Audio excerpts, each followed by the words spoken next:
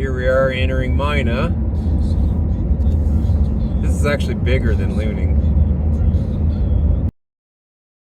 Coke? Yeah, and I'll get a Dr. Pepper. Dr. Pepper? Yeah, and we just want to, I just want to get one double patty hamburger. Double? Yes, sir. Hamburger? Yes. Okay. Yeah. We're heading into the iconic crossroads of the Nevada Outback, Tonopah, Nevada. There's the big hills that surround it, and it's got the Mizpah Hotel and the Clown Motel. Well, the Mizpah is a nice kind of a vintage motel, but it's really done really nice. And the You like that? Hotel is more of a novelty thing.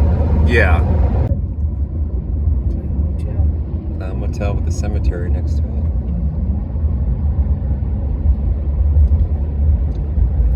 Tonopah is just such an interesting crossroads.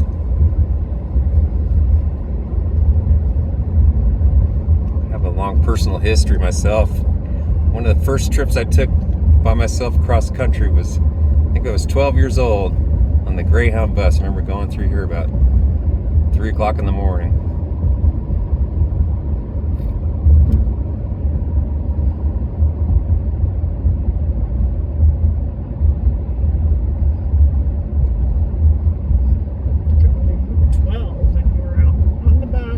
Nothing of it either.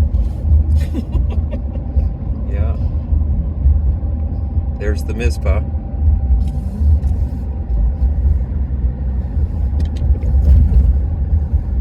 My kids always like to stop at this A&W. Every time we go. Oh yeah, that's an old one. And we do come this way a lot because they play them in sports a lot. This town has a lot of character. It really does. Really interesting. Well, we're turning off Highway 6 and we're heading north on Nevada Highway 376. Make this left turn outside of Tonopah.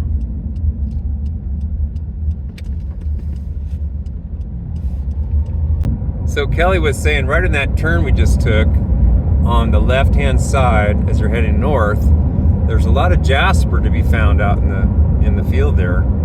And we saw actually a truck driver. There's 2 of them out there looking for some jasper. Obviously, that nothing else they'd be out there looking for. So, but she said you can find some jaspers out there. The sign back there said next gas 142 miles. Are you sure you know where you're going, Kelly? You know, that does make me just a bit nervous. What do you think? I got 3/4 of a tank. I'm checking for something in this puddle out here in the desert. It's a little amphibian called a spadefoot toad. It's a little toad that actually has little spades on its foot. And they come out from the desert and breed in these kind of pools, but I don't see any in here.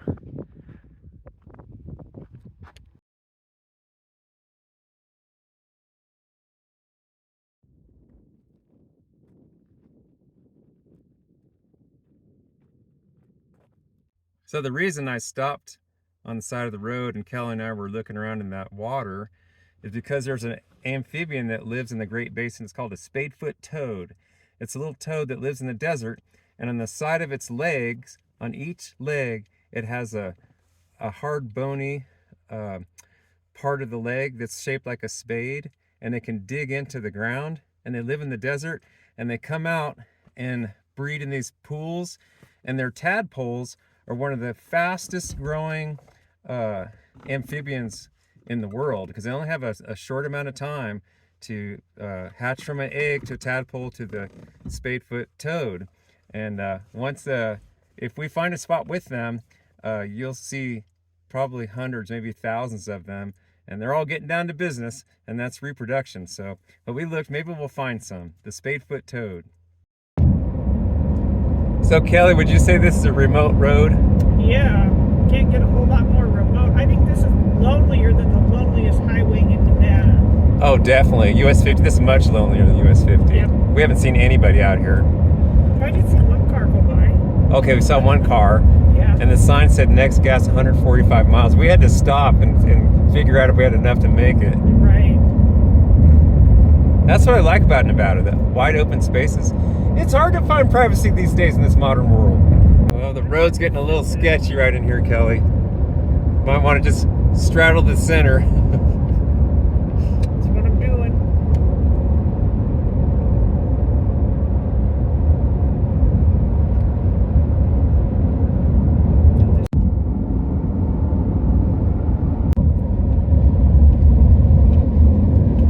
This road here is a little bit sketchy. There's been some sections with some pretty big potholes. These have been fixed up here, but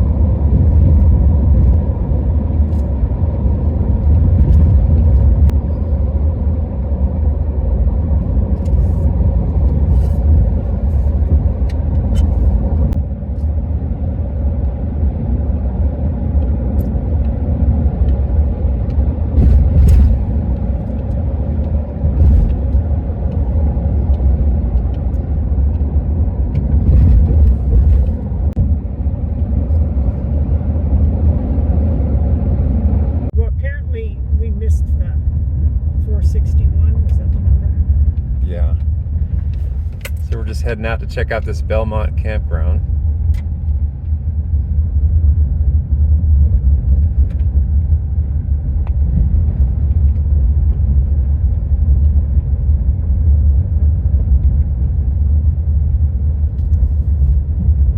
Look at the interesting rock formations up there on the hill. That is cool, isn't it? Yeah. I think these are pinyon pines in here. Oh, here's the There's campground. people. We just checked out the free campground that's near Belmont, Nevada. And we might come back here tonight, but we're going to do some more exploring. So at least we know we've got a place to come back to. This is the historic town of Belmont, Nevada. Very scenic and quaint. And a lot of little horse paddocks. There's a packing station on the south side of town. Is that the historic courthouse you were talking about? Mm-hmm. Yeah, that's it. Oh, it's brick. Yes.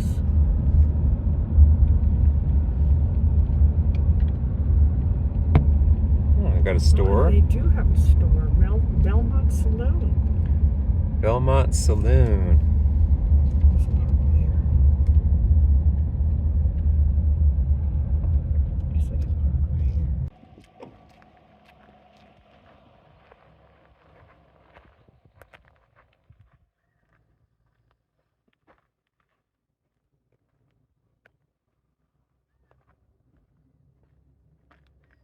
Here's the Belmont Library. It's a sharing library. And here's your selection.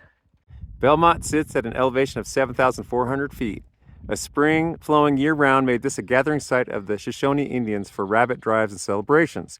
In 1865, silver ore discoveries led to the development of an attractive tree-shaded mercantile community.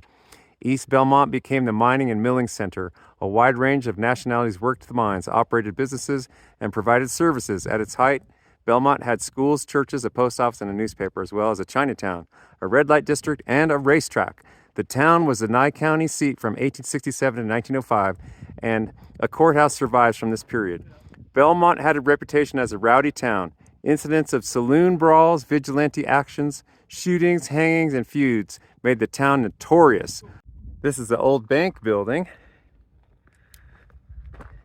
We're going to walk over here down to the courthouse. You have to go across this little bridge.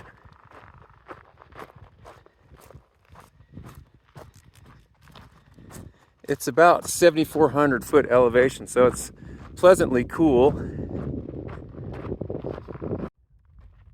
This is a really beautiful, scenic little town. Very pleasant.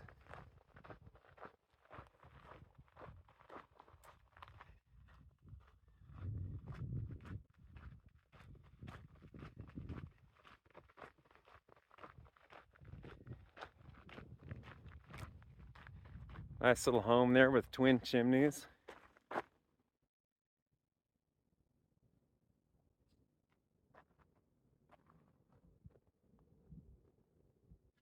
So Belmont looks really in good shape. There's a lot of fixing up that has been done, and newer vehicles and newer construction. It's a really quaint little place. It's nice.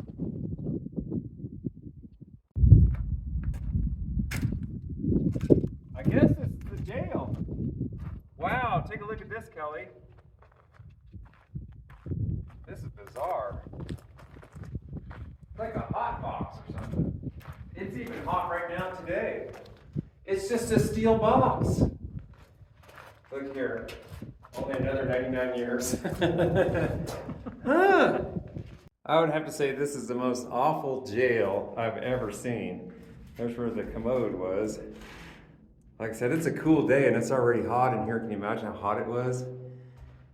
But this apparently was the jail at one point. A big key on it. Is there a key on it? Yeah. Or keyhole. Oh, keyhole. Gotta try different angles. I like that. It's like something you'd put prisoners of war in.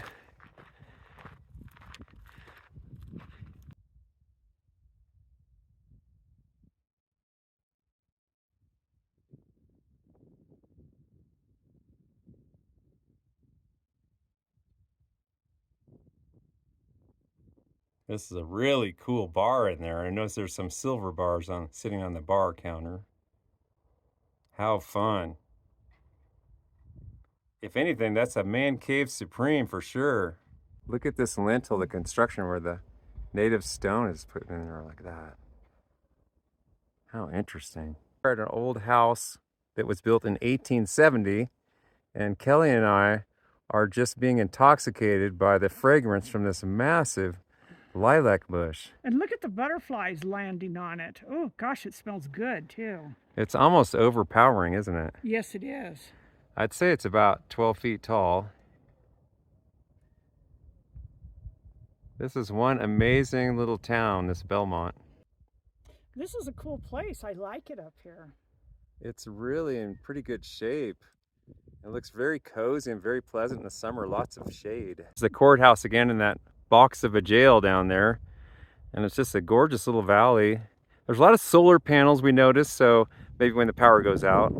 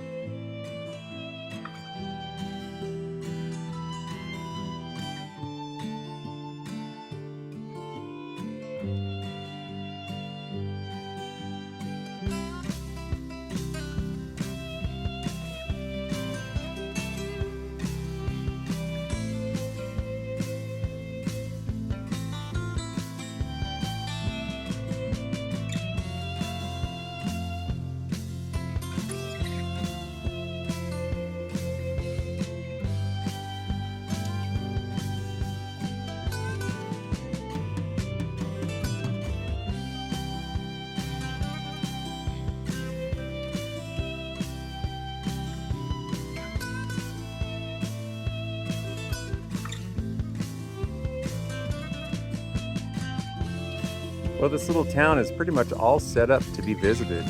I mean, there's little outhouses set up there, and several places for picnicking.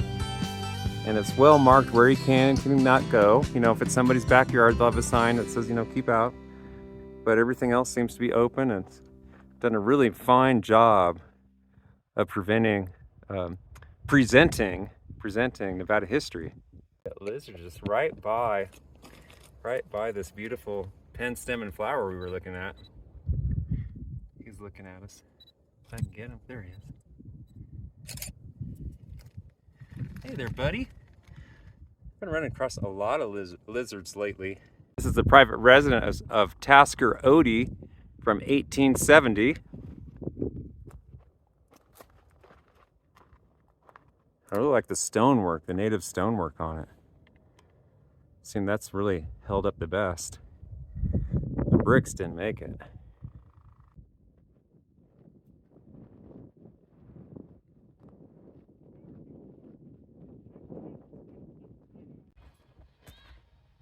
So yeah, so normally like I said, we've got I normally put the stove right there, and then it's got a fiberglass pad that comes through here. This is a fiberglass flap for the smoke flap here.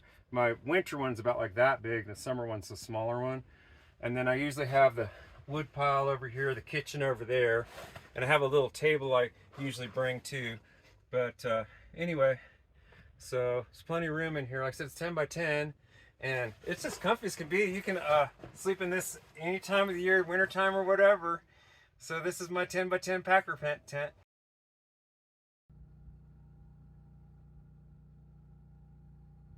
We're going right into the historic cemetery over here by Belmont.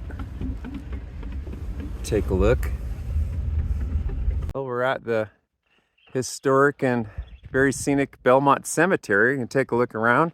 It's a very quiet spot in here right by this mountain side that's very beautiful. I guess if you're gonna have to be buried someday, this wouldn't be a bad spot. Kelly was commenting how hard it is to upkeep a wooden cross, and almost every tombstone that we've seen in here has a wooden cross so far. And then look at these hills, how scenic they are. I'll try to zoom in for you.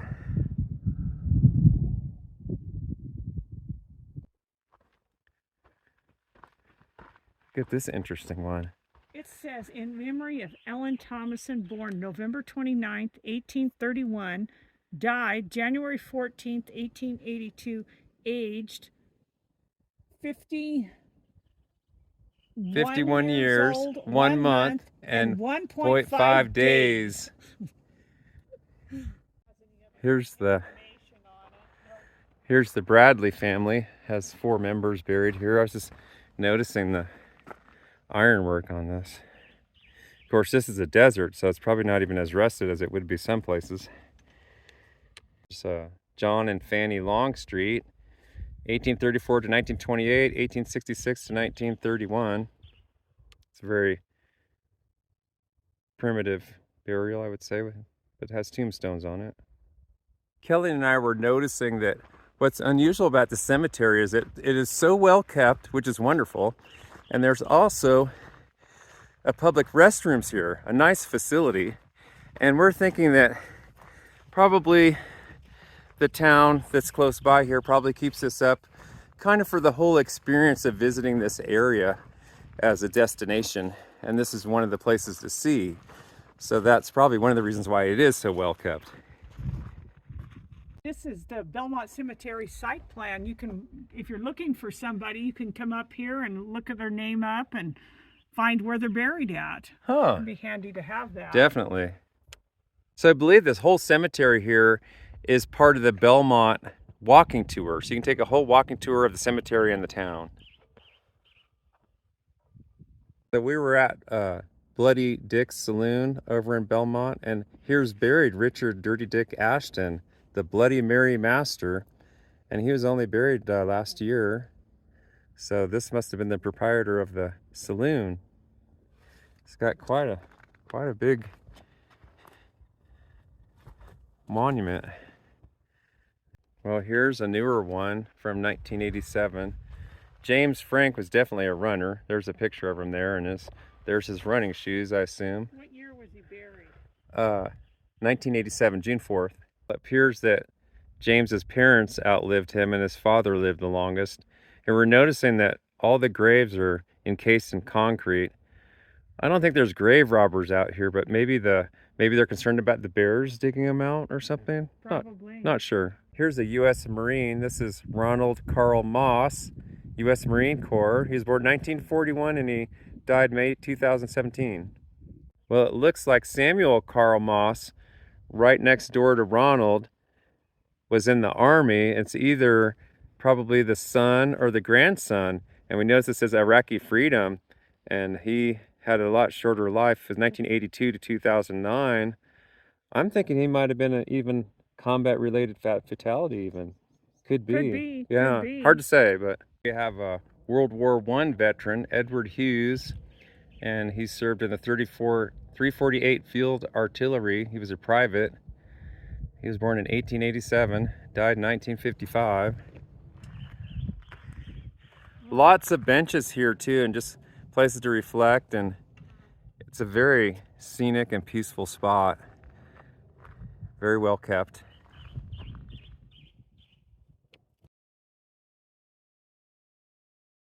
Well, that sure was enjoyable, everyone. Spending some more time with my friend Kelly on some adventures. Thanks for joining me.